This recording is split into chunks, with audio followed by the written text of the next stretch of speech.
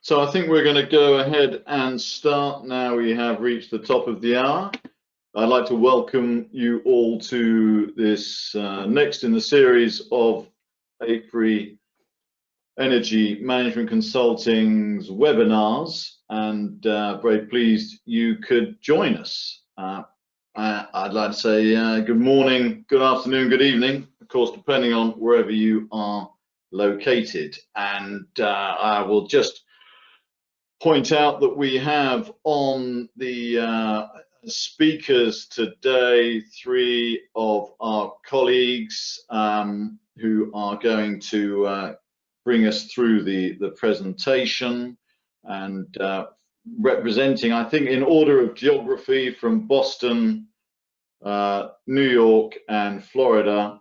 And we will introduce ourselves right now. But just before that, I want to say that we're covering here a lot to do with the Northeast markets and offshore wind in the Northeast. As AFRY Management Consulting, we're covering the vast majority of the US markets, the US power and gas markets. So feel free to get in touch if you have any requirements across any of those jurisdictions, as well as, of course, much of the world. My name is Matt Brown. I'm Vice President of the energy part of the Management Consulting Division. That's what I'm looking after, and I've been doing energy consulting for almost 30 years now, and especially on the energy environment interface, which is what's always fascinated me. I've been fortunate enough to work in that area. And with that, I'd ask the others to introduce themselves. Claire, over to you. Sure. Hi, my name is Claire Behrens. I'm a principal consultant with AFRY. I'm located in the Boston area, and at AFRY I cover the Northeast power markets, which include both New England and New York ISO. And like Matt, I've been in the consulting business about 30 years. Brandon?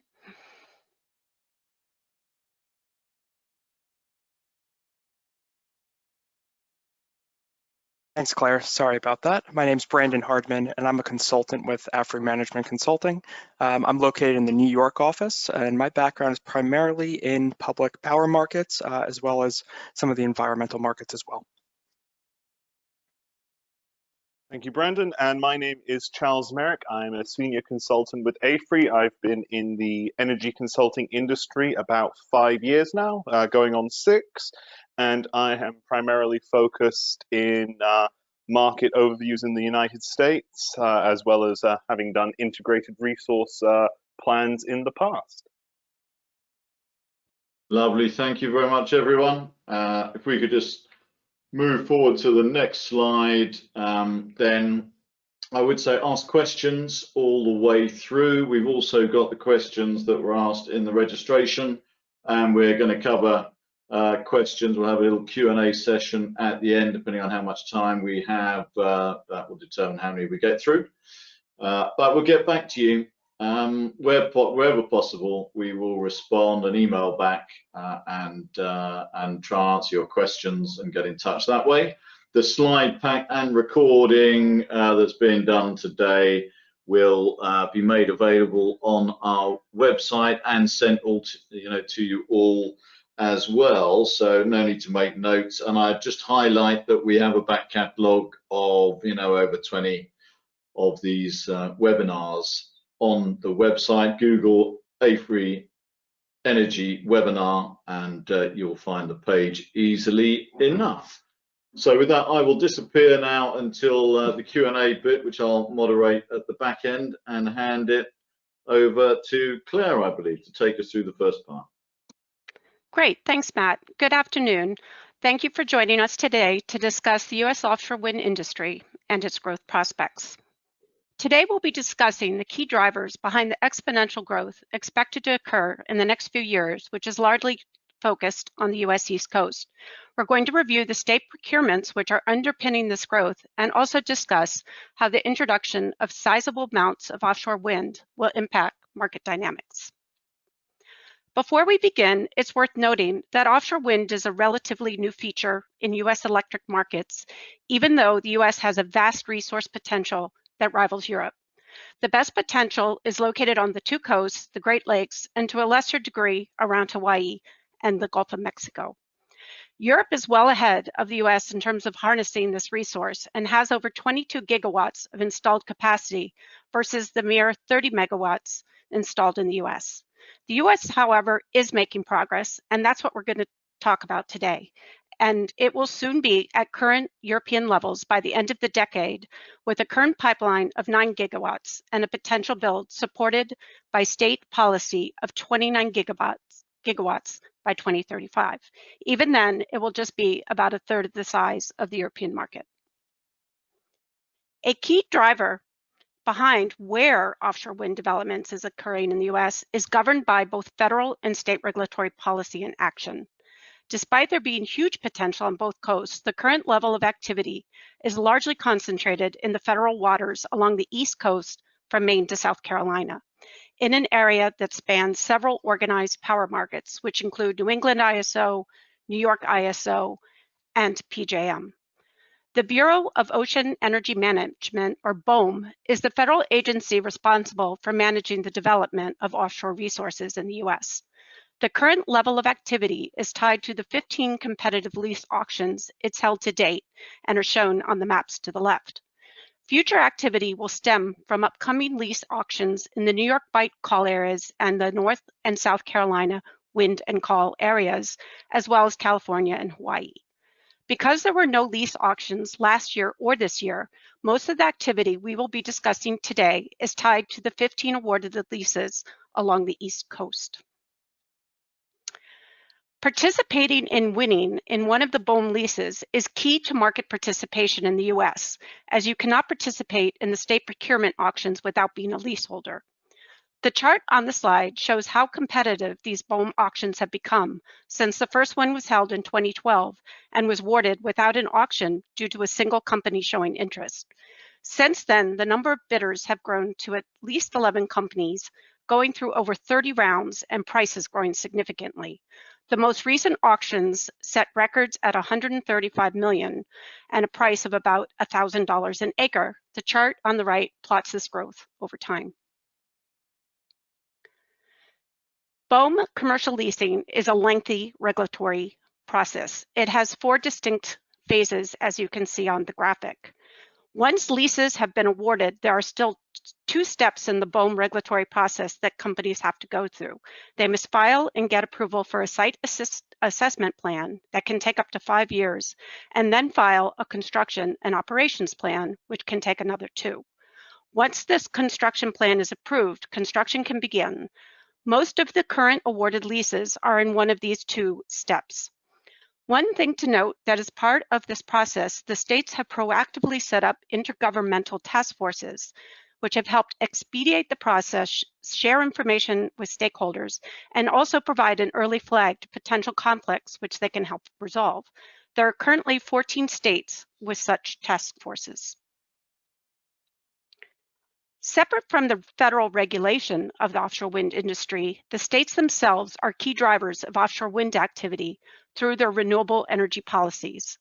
15 states, DC and Puerto Rico, have all set goals of 100% renewable or 100% zero emissions targets to occur in the 2040 to 2050 timeframe.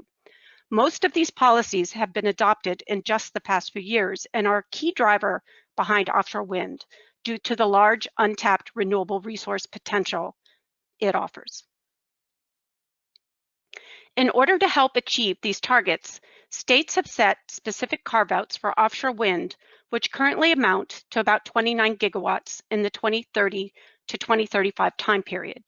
As you can see by the graph, there's been a large uptick in state mandates in the past few years. Some states have even increased their mandates over time, and these include Massachusetts, New York, New Jersey, and Virginia. To help ensure these mandates are met, several states are running competitive bid processes to procure offshore wind, and Brandon will be going into more detail about how these procurements are set up. To date, over 6 gigawatts has been procured through competitive RFPs through 2019. Currently, there are several ongoing procurements. Maryland, New York, and New Jersey are currently running procurements for another 2.8 to 5.3 gigawatts. Several of these 2020 procurements were delayed due to COVID. Some submissions will be completed by the end of the year, and some of the awards will be extending into 2021 instead of being completed by the end of this year. Two states worth mentioning are New York and New Jersey to the high targets of 9 gigawatts and 7.5 gigawatts by 2035. New York has already awarded about 1,700 megawatts through a solicitation, as well as another 120 through a PPA with Long Island Power Authority. They're currently holding an auction for up to 25 megawatts. Similarly, New Jersey has awarded about 1,100 megawatts and is currently holding its second solicitation for 1,200 to 2,400 megawatts. So there is a lot of interest and a lot of people looking at these solicitations. The map and the table shows the 13 projects that are currently under development in the US, totaling 9 gigawatts. These include the winning projects from the state procurements and the Power Authority solicitation, as well as a large unnamed project that will be developed by Dominion Energy in Virginia. And because in Virginia, the Dominion Energy will be part of the rate base, it is not a state procurement. In addition, there are two small 12 megawatt demonstration projects going on, one in Maine, which is demonstrating floating technology, and a 12 megawatt project in Virginia that's part of the Dominion Energy project, and that's being developed by Ørsted on working with Dominion Energy. You can see by the list of owners that many of the projects are being developed by a slate of European companies. Ørsted is currently developing the largest number of projects, many in partnership with Eversource Energy, which is a large utility player in the Northeast. In addition, we recently saw the entry of BP in the US offshore business through a 50-50 JV with Equinor. In terms of the timeline for the planned capacity development, we've definitely seen a delay, which has pushed out the anticipated buildup by about 2 years. And you can see on the left, that was the original time frame, which was kind of a slow buildup over the next 5 to 6 years. And instead, there's been a delay that's pushed that out. The delay is generally attributable to a delay in the BOEM approval of the Vineyard Wind's construction operation plan, which they submitted in December of 2017. They had expected a decision last August in 2019.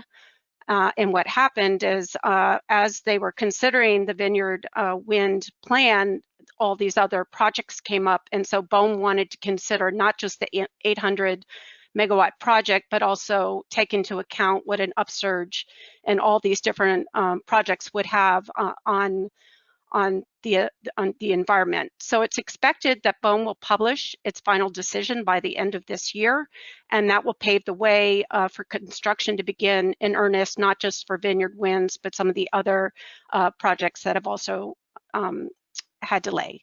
So one thing that's not quite clear is while the early projects have pushed their start dates out 2 years, many of the projects that have been more recently awarded in the 2024 to 2026 range have kept their construction dates. And so what's unknown is if even this will push out even further from the build we see on the right. So right now, I'll turn this over to Brandon Hardman, who will go into more detail on the procurement framework the states are using. Brandon? Great, thank you, Claire.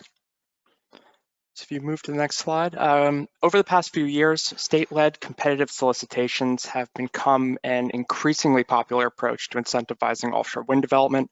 The majority of procurements to date have been structured as power purchase agreements, or PPAs, where generators are provided a fixed price for energy and environmental attributes, typically over a 20-year contract term. So offshore wind PPAs have been commonly used in New England states, including Maine, Connecticut, Massachusetts, and Rhode Island. However, ongoing and recently completed solicitations in New York, New Jersey, as well as Maryland issued contracts for ORECs. While PPA structures are generally standardized to a degree, OREC structures tend to vary by state. And we see that in New Jersey and Maryland, for example, who awarded contracts for fixed price ORECs. And that includes the energy, capacity, ancillary services, as well as the environmental environmental attributes. In New York's most recent solicitations, bidders were offered two different options, an index OREC or a fixed premium OREC, which will be covered in more detail on the next slide. Next slide, please. So when we're comparing the three primary procurement mechanisms utilized by US states, there's considerable variation in the generator's exposure to commodity price risk. It's important to note that while we're mainly focusing on commodity price risk, there are other risks that need to be considered, for example, merchant tail risk when contracts expire, as well as curtailment risk, which we'll cover later in the webinar. Starting with the lowest risk exposure to the left, you'll see fixed rate instruments require generators to bid for a PPA or OREC agreement that offers a fixed price for the energy and environmental attributes associated with a specific project. Since generators receive a fixed rate that is not dependent on prevailing commodity prices, this type of contract offers one of the strongest hedges.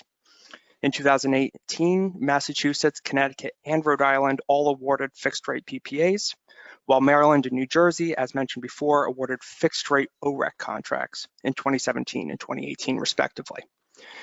Now, moving on to the contract for difference structure with a two-sided cap, also referred to as an index OREC, generators bid a project-specific strike price that is usually synonymous with the all-in cost of development. The generators paid the difference between the reference commodity price and the strike price. And in the unlikely event that the reference price exceeds the strike price, the generator has to repay those revenues. The index OREC mechanism is similar to a fixed rate structure in the sense that remuneration is not exposed to changing commodity prices. However, the index OREC has a slightly higher risk profile and then exposes the generator to potential basis risk.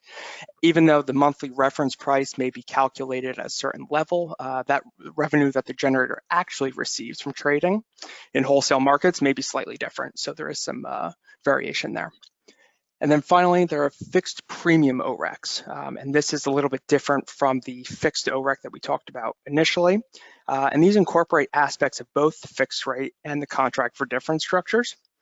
So generators receive a fixed premium in addition to the revenues from wholesale markets. And for that reason, this structure has one of the highest exposures to commodity price risk of the three. And that's a result of the remuneration not being tied to changing commodity prices. Go to the next slide. Since the first PPA was awarded in 2014 at about $244 per megawatt hour, both PPA and OREC prices have declined year over year due to a number of factors, and this is including increased competition as well as enhanced policy support. So the chart on the left shows PPA prices for various offshore wind projects by state. Notably, the average PPA price fell by nearly 30% from $87 per megawatt hour in 2018 to about $60 per megawatt hour in 2019. When we look at the chart on the right, which shows levelized OREC prices for the projects awarded in Maryland, New Jersey, and New York since 2017, these OREC prices are a little bit more difficult to compare due to the state-by-state nuances, but we can see that OREC prices follow a similar downtrend in comparison to the PPA prices. Go to the next slide. So levelized costs are also continuing to decline in the US market as the general market gains maturity and additional offshore wind capacity is incentivized through competitive state-led solicitations.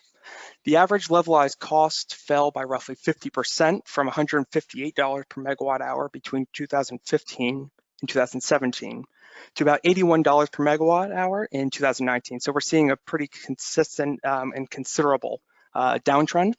And this is largely due to a rise in policy support mechanisms offered by an increasing number of states on the East Coast, as well as, like I said before, the general maturity of the offshore wind industry in the US. Ultimately, these long-term contracts offered through state-led solicitations provide support needed to help offset some of the financial and technology-related risks, leading to lower cost financing options for developers. So this is a common trend that we've seen across the board. And now I'd like to turn it over to Charles Merrick, who will provide context around potential market impacts from further offshore wind development. Yes, thank you very much, Brandon. So to give you some context of what we're going to be showing, this is going to be some projections from AFRY's own analysis using its modeling of multiple weather years, and these have been aggregating some average results, and this provides a better idea of what the market is going to do rather than just using a single weather normal forecast. And we're going to look specifically at the Northeast, particularly ISO New England, New York ISO, and PJM. Now, as was discussed earlier by Claire, you'll notice that Europe is well ahead of the United States in its offshore wind capacity. This has been because of mandates in European nations to become greener and decarbonize their power grids, and the United States has not adopted that. And additionally, there's been a lack of economic incentives for developing offshore wind, primarily due to lower power prices. This has been the case that because fuel is cheaper in the United States, most states do not have some kind of carbon tax, and there's been no push by the federal government to adopt it. That has generally resulted in no incentives for these offshore wind projects. But that is changing now that states are trying to force them to occur. And as you can see in the left-hand graphic, the US is generally expected to meet its offshore wind targets. We think it'll be a little bit shy by 2035, but effectively there. Now, in terms of the share of demand that offshore wind is going to meet, it is largest in the New York ISO, which is also the smallest of the systems, and that is because New York is also going towards a 100% clean energy target by 2040. So there's very strong incentives there by the state to make use of offshore wind resources. In New England, it's a bit smaller at around 13%, and then PJM, which is the largest market in terms of demand, it's only meeting about 5% of the system's demand. So those are the main things. And we're going to spend a lot of time looking at New York ISO as it is a bit more isolated, and it will show some of the challenges faced by a system trying to decarbonize and also that is somewhat isolated from its neighboring power systems. If we can go to the next slide, please. So as you can, we did several different sensitivities with our use of curtailment. Effectively, when you have a system that has too much renewable supply than demand, then you have to start curtailing things. And the question of what comes first in the curtailment queue. So we have seen that that could be, if you put solar first in the curtailment queue, then your offshore wind could see as little curtailment as 1% of its generation. But if it is front of the queue, then it could be as high as 20 by 2035. So, and we can see that this problem is the most acute in the spring and winter months. And this is because in the winter and spring, we generally see the highest performance by offshore winds. And in the spring, especially, that's when we see the lowest demand. So there is a greater frequency of curtailment. And then I would just like to point out here on the left-hand side that you can just sort of see the annual average compared to the different months. So the question then becomes, how do you get past this problem? And the answer there lies in better integration of your grid, both with the market surrounding you and also reducing reducing the constraints between different nodes. All right, thank you. Next slide. So I also want to look at the capture rates, or the capture, in this case, what generally speaking the capture rate is the how much higher or lower the dollar per megawatt hour revenue of a plant receives compared to the around-the-clock wholesale price. And as you can see, in the early years when these first offshore wind plants come online, they're getting a little bit higher than 100% capture rates, which is a good thing. That means they're making a bit more revenue than the average price. So as you can see, New York State, New York ISO does see its capture rates decline the most over the forecast horizon. And this is because of the, again, going back to that idea that New York is a bit more isolated and it has a specific amount of load to serve. It had a difficult time spreading that out. This is more acute when you consider that offshore wind in New York is all concentrated around New York City and Long Island. Whilst those are the areas of highest demand, it would be better if they could share their generation with the entire system. So I would also point out that this problem is not that acute in New England and in PJM, especially PJM, because it is such a large system. It can better distribute that energy out. And New England also has a better job of doing it. It helps that they're also a lower share of total demand compared to New York. All right, and we can go to the next slide, please. All right, and then there is also the question of system security that these resources can provide. AFRY's analysis found that the tightest hours are generally still in the summer, and that is always going to be the case going into the future. So the question then becomes is how useful are offshore wind plants at helping to meet hours of tight supply? And what AFRY's analysis of 2035 showed is that it's not very. There's a general rule of thumb that the more, there's an inverse relation between the share of generation from a renewable resource and the security it can contribute to the supply, to the system. And what we're finding is in PJM and ISO New England, it's around 20%, which is pretty low. And in generally speaking, where most ISOs are placing the peak contributions of wind right now. But you can also see that in New York, again, it's very, very poor. And this, again, stems from the fact of most of the generation that offshore wind provides is either in the winter or the spring. But it also tends to run at night, and those are not the times when supply is tightest. So then this information is very important when you're considering what sort of product you want to use when trying to sign an agreement with a state, because if you expect that you're not going to be able to contribute much to, say, the capacity market, then you want to choose a product that means that you don't have to be reliant upon that.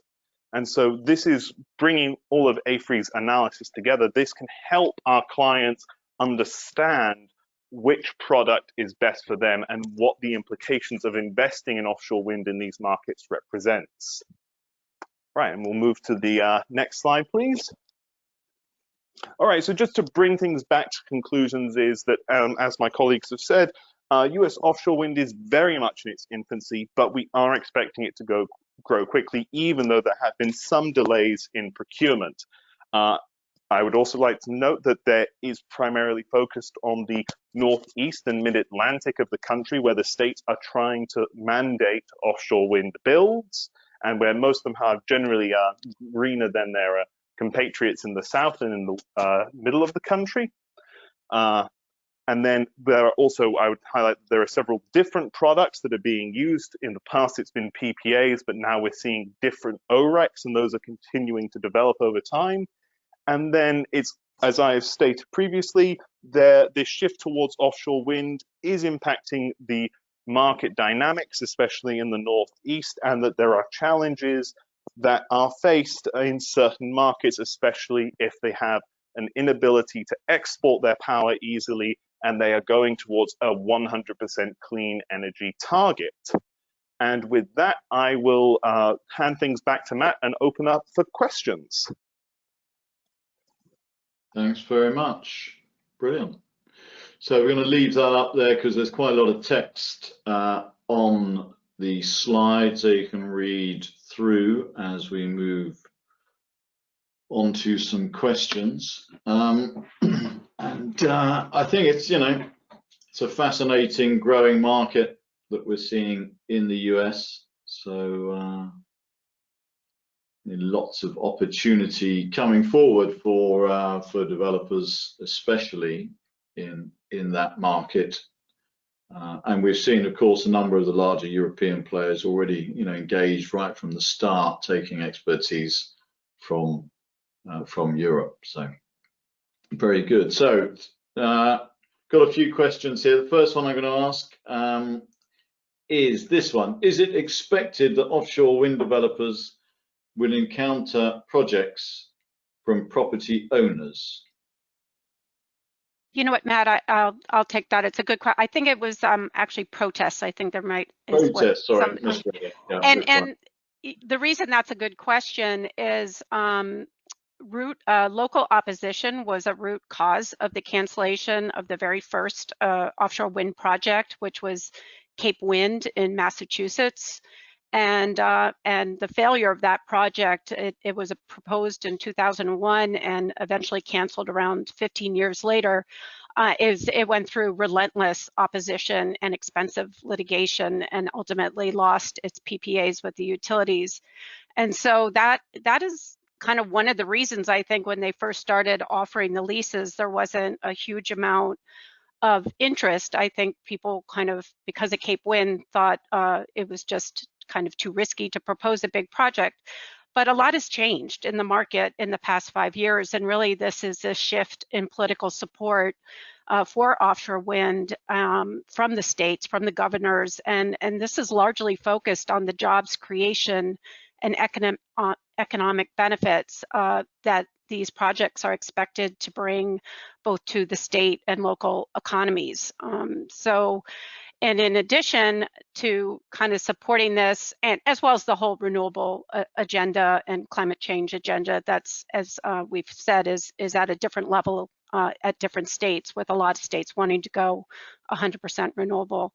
So while there always will be NIMBYism, I think the states are getting better, as well as the developers, at getting stakeholder involvement early in the process and continuously through the process. So it's something that will always need to be managed. I think one thing that has recently come up as part of the state procurements, the companies aren't just bidding in a price, they're also bidding in local benefits, and it's really important that those are delivered. And I think recently Ørsted got kind of notified New Jersey there has been a delay in one of the promised economic benefits tied to their project, and they were kind of flagged on that. So I think it's really important that everybody deliver on what's promised, and especially with these early projects, in order to minimize the local opposition. Back to you, Matt. Excellent, thank you very much. Next question. What are the key regulatory hurdles to offshore wind development and managing the Jones Act? And I have to admit my ignorance in knowing what the Jones Act is, so perhaps whoever's taken that one could just explain that briefly as well. Yeah, I'll take that one again. Well, first on the regulatory hurdles, I think I discussed that in my section. I think there's huge regulatory hurdles around the 4 phases of the federal licensing and permitting process, and the role of BOEM in really moving these forward in an expedited way. As we mentioned, there's been delay on the very first one, and I think the developers and market are hoping that that once Vineyard Wind gets approved, that subsequent projects won't face similar delay. The Jones Act is actually also known as the Merchant Marine Act of 1920, and it definitely impacts the offshore wind development process because it limits competition from foreign shipyards and merchant vessels. And what the Jones Act does is it requires vessels carrying freight, like wind turbines and the foundations, the vessels to be built and owned by U.S. companies, built in the U.S. and controlled by U.S. citizens. And the reason this is currently a problem is that there are no Jones Act compliant vessels in the United States right now. Dominion Energy is leading a consortium that's currently building a vessel, and that's expected to go into service in 2023.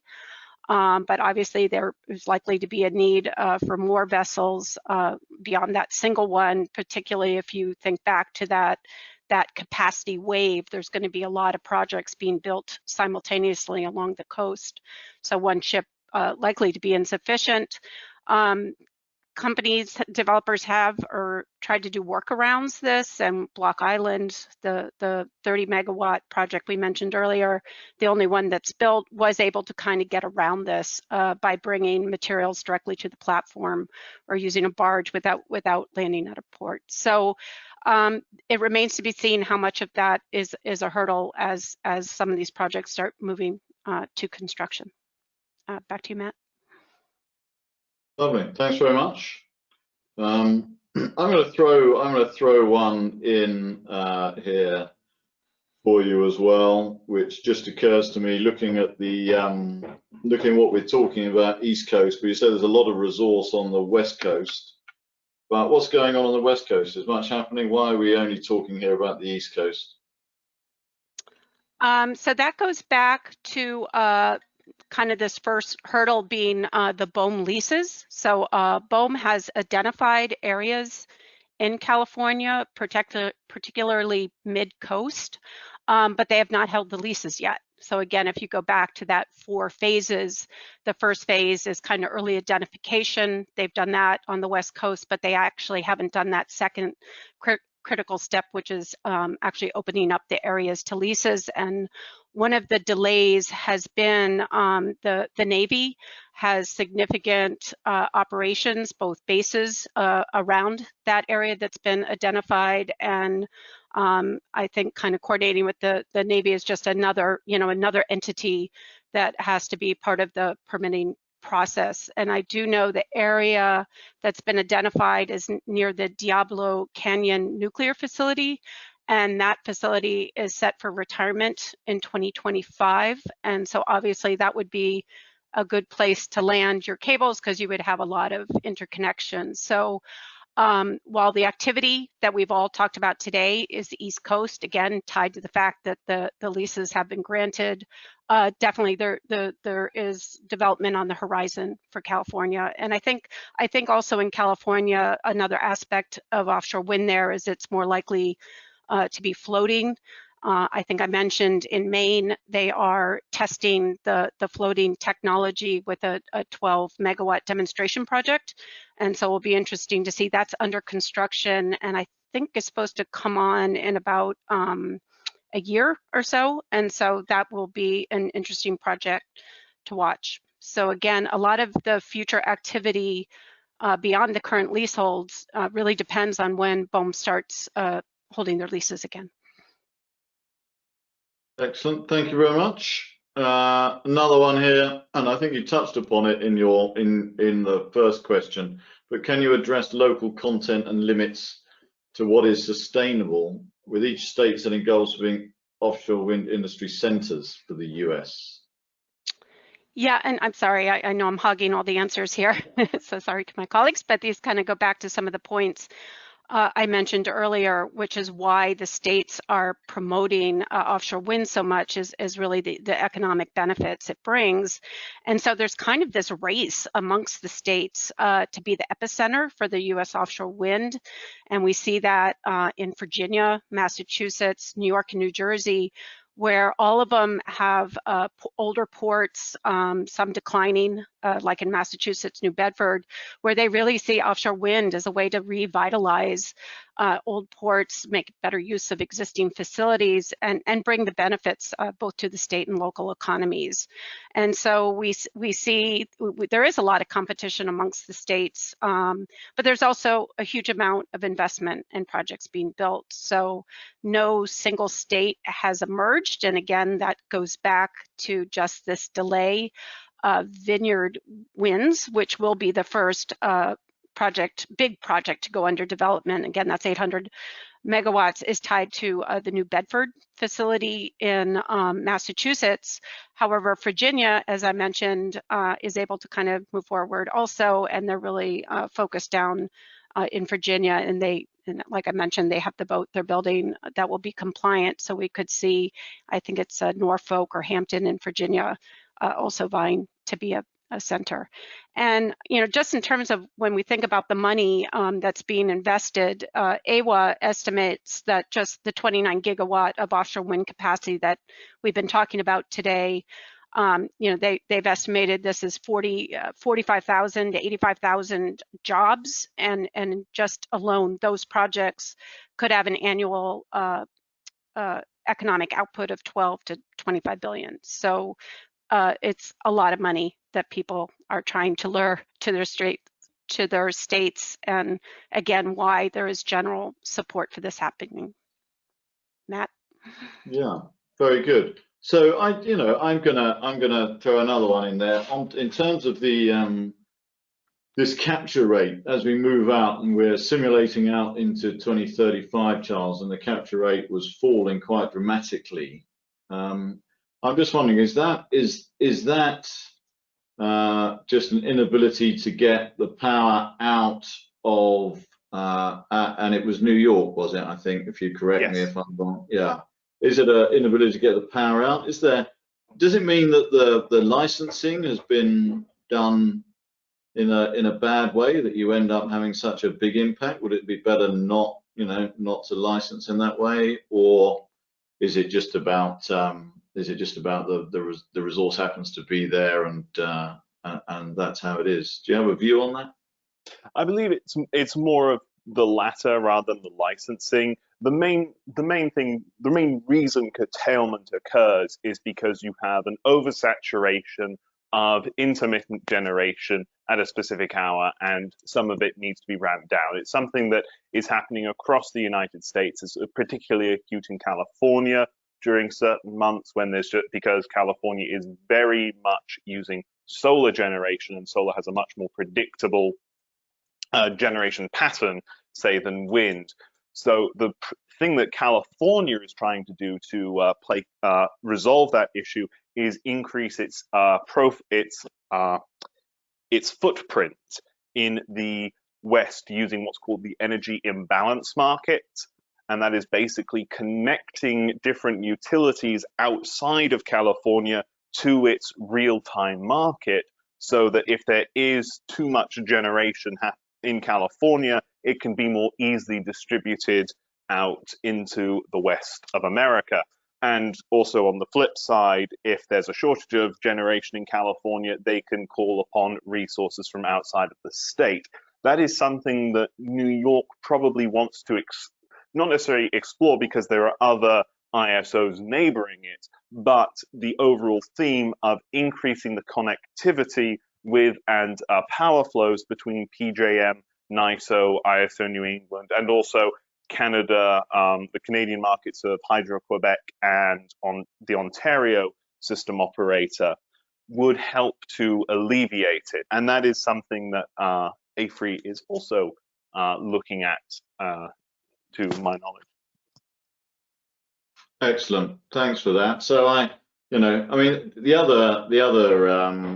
the other option, of course, longer term, and I don't know how it's developing in New York, is that you have more demand response and load shifting as you get into the future, with more and more renewables coming on the system and effectively moving from flexible generation and inflexible demand to a world of inflexible generation, but more flexible demand, one hopes, with the technology we have available. Then of course it could be another solution is shifting load in a dynamic way. So very good. That's all very, very interesting. Lots of opportunities, and you can reach out to the team. You can see the emails there. They're also earlier in the pack. As I say, the pack will be coming out to you all later on. And for those interested in US markets in particular, well, in the Americas, I should say, looking at the next couple, then we have Texas. And I think what's fascinating, and Charles touched upon it, but fascinating in, especially in Texas, is looking at the different weather years, looking at the different weather patterns you can see historically, laying that on to the future, and really understanding the range of outputs you could have in your generation and your wind farm. And then following that, Colombia electricity market, which I think will also be very interesting for those who want to understand what's going on in the Colombian market, which we are also covering, obviously. So with that, I'll say thank you very much to all of our presenters, and thank you all for joining. I hope you find it useful, and see you next time. Bye-bye. Goodbye.